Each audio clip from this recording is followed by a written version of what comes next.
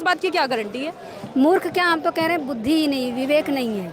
ऐसे व्यक्ति को तो शासन प्रशासन किसी जगह बैठने की जगह ही नहीं देनी चाहिए, उतार के लात मार के फेंकना चाहिए। टक्कल उनका खत्म हो गया ना, बाल झड़ गए हैं उनको। हमको लगता है धीरे धीरे कीड़े दिमाग में पड़ गए हैं, उनका दिमाग फेल हो गया है। नहीं, ये तो पर्सनल अटैक आप। भगवान सबको नेत्र देते हैं ना, वो नेत्र होने के बावजूद भी अंधे हो गए हैं।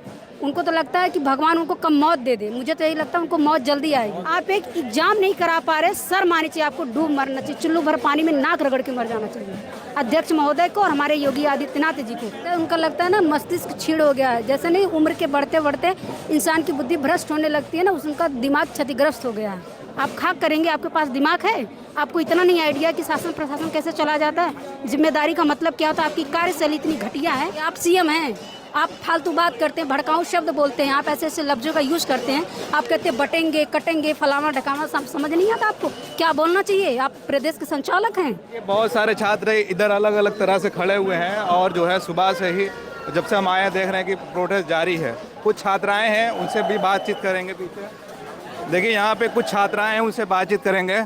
आप लोग भी यहाँ प्रदर्शन में शामिल होने आए हैं? Yes sir. क्या कहना चाहेंगे? लगातार तीसरा दिन है, अभी तक कोई मांग पूरी नहीं हो रही है। हम लोग बस यही कहना चाहते हैं जैसे पद्धति थी पहले वैसे रहे, उसमें कोई चेंजेस हम लोग को नहीं चाहिए।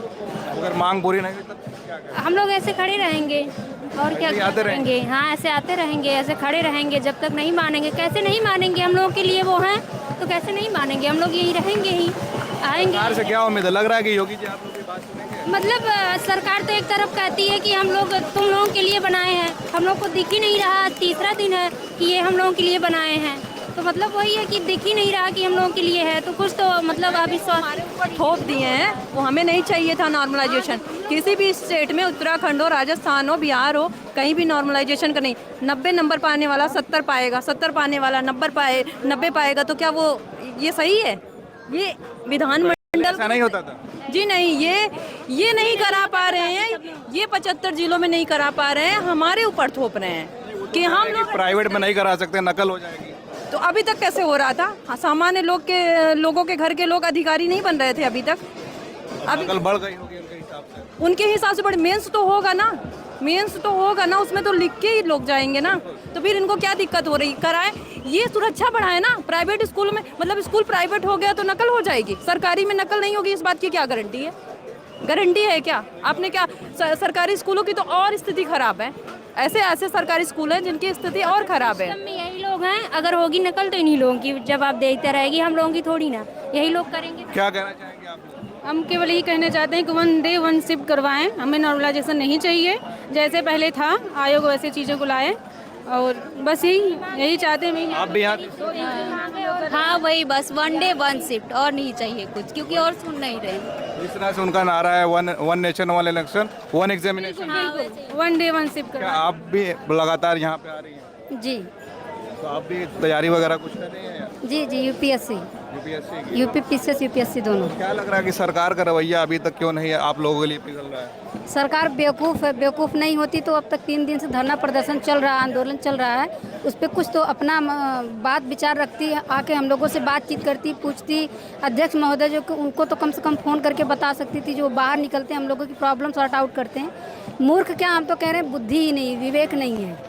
ऐसे व्यक्ति को तो शासन प्रशासन किसी जगह बैठने की जगह ही नहीं देनी चाहिए, उतार के लात मार के फेंकना चाहिए। मेरे हिसाब से लात मार के फेंकना चाहिए, चाहे वो अध्यक्ष महोदय हो, चाहे हमारे प्रदेश के सीएम हो। उनको इतना नहीं समझ है, उनका लगता है ना मस्तिष्क छीड़ हो गया है। जैसे नहीं उम्र के बढ़ते बढ़ते इंसान की बुद्धि भ्रष्ट होने लगती है ना, उनका दिमाग क्षतिग्रस्त हो गया है। उनको अब दवा की ज़रूरत है। चाहे हमारे उत्तर प्रदेश के चाहे लोक सेवा अध्यक्ष हों, और चाहे हमारे प्रदेश के सीएम हों, सबके सब मूर्ख हैं। जैसे नहीं कहता कि भेड़ बैल बकरी की तरह वो लोग हैं, उन लोगों के पास दिमाग नहीं है, मस्तिष्क फेल हो गया।